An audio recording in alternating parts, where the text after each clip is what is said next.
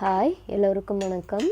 இன்றைக்கி நான் கொஞ்சம் மில்லட்ஸு, அப்புறம் நட்ஸு, ட்ரை ஃப்ரூட்ஸ்லாம் வாங்கி வச்சுருக்கேன். அதை தான் ரீஃபில் பண்ண போகிறேன்.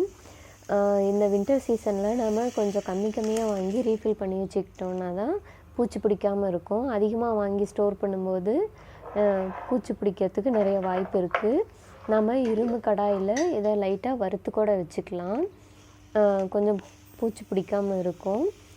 இல்லைன்னா சம்மர் சீசனில் கொஞ்சம் அதிகமாக வாங்கி நல்லா வெயில் அடிக்கும்போது காய வச்சு எடுத்து வச்சிட்டோம்னாலும் ஓரளவுக்கு பூச்சி பிடிக்காமல் இருக்கும்.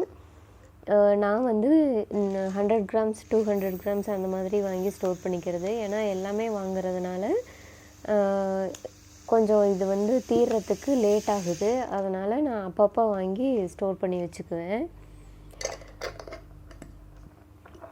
நான் வந்து எல்லா மில்லட்ஸும் ஒன்றாலாம் கழுவி காய வச்சு சத்து மாவாக அரைச்சி வைக்கிறதில்ல.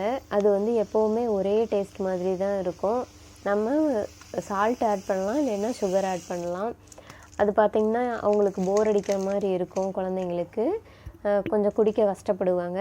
அதனால் நான் இந்த மாதிரி தனித்தனியாக வாங்கி ஸ்டோர் பண்ணி வச்சுக்குவேன். டெய்லியும் அதை வந்து வாஷ் பண்ணிவிட்டு மிக்ஸி ஜாரில் அரைச்சி அப்படியே கூழ் காய்ச்சி கொடுத்துருவேன், லைட்டாக வறுத்துட்டு. இந்த மாதிரி பண்ணும்போது ஒவ்வொன்றும் அவங்களுக்கு ஒவ்வொரு டிஃப்ரெண்ட் டேஸ்ட்டில் இருக்கும். அதனால் கொஞ்சம் விரும்பி குடிப்பாங்க. நம்ம சுகர் ஆட் பண்ணுறதுனால பண்ணலாம், இல்லைன்னா சால்ட் ஆட் பண்ணிக்கலாம். நான் வந்து இந்துப்பு ஆட் பண்ணி அப்படியே கொடுத்துருவேன். மோர் கலந்து குடிக்கணும்னு நினைக்கும்போது மோர் கலந்து குடிச்சிக்குவாங்க ஒரு சிலதெல்லாம். ஒரு சிலது அப்படியே குடித்தாலும் டேஸ்ட்டு நல்லா தான் இருக்கும். இந்த சிகப்பு சோளத்தை பற்றி ஒன்று சொல்லியே ஆகணும். இதுதான் வந்து ஒரு அமிர்தம் மாதிரின்னு சொல்லலாம். ஏன்னா சுண்டல் குழம்போட இந்த சிகப்பு சோளம் சாதம் செஞ்சு சாப்பிடும்போது வேறு எந்த ஃபுட்டுமே தேவையில்லை. அது அப்படி ஒரு டேஸ்ட்டில் இருக்கும், அப்படி ஒரு ஹெல்த்தும் கூட அது. அப்புறம் பாதாம் டெய்லியும் எப்போவுமே நான் வந்து நைட்டே ஊற வச்சுட்டு காலையில் தோல் நீக்கிட்டு கொடுத்துருவேன். இந்த மாதிரி தான் நான் ஒவ்வொன்றும் வாங்கி ஸ்டோர் பண்ணி வச்சுக்கிறது இந்த கிளாஸ் பாட்டில்ஸில். முந்திரியும் பார்த்திங்கன்னா ஒரு நாளைக்கு ஒரு 2 or 3 மட்டும்தான் கொடுக்கணும். குழந்தைங்களுக்கு கொடுக்கும்போது நிறையாவும் சாப்பிட கொடுக்கக்கூடாது. அவ்வளோதான், இதுவும் ரீஃபில் பண்ணியாச்சு.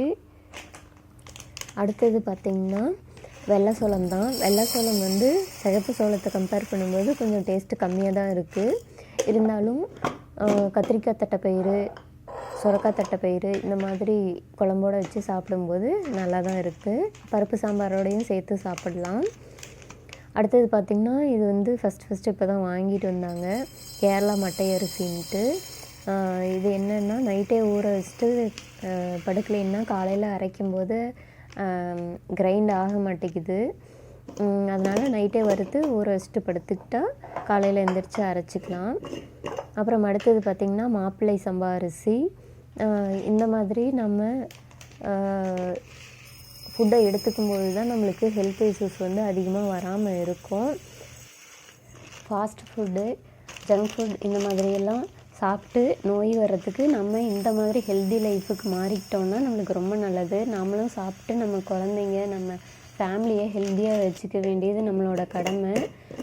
அதனால் வந்து நம்ம கண்டிப்பாக இதுக்கு மாறிக்கலாம். வீட்டில் செய்ய முடியாதவங்க ஹோம்மேடாக செஞ்சு சேல் பண்ணுறவங்க நிறைய பேர் இருக்காங்க. அந்த மாதிரி எது நல்ல ப்ராடக்ட்டுன்னு பார்த்து கூட வாங்கி நம்ம சாப்பிட்டுக்கலாம். நம்ம ஹெல்த்தை நம்ம தான் பார்த்துக்கணும். கண்டிப்பாக ஹாஸ்பிட்டலுக்கு செலவு பண்ணுற அமௌண்ட்டை விட இது கொஞ்சம் கம்மியாக தான் இருக்கும். அதனால் எல்லாருமே இந்த லைஃப் ஸ்டைலுக்கு மாறிக்கிறது நல்லது. அப்புறம் இது பார்த்திங்கன்னா கைக்குத்தல் அரிசி.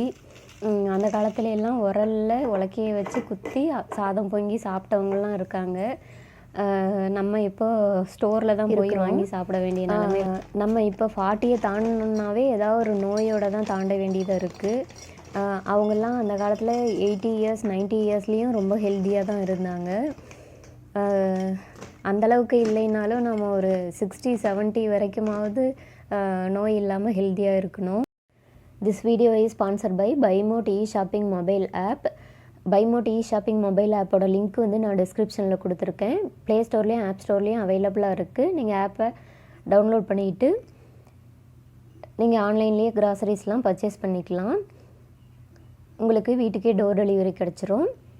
ட்ரை பண்ணி பாருங்கள். தேங்க்யூ ஃபார் வாட்சிங்.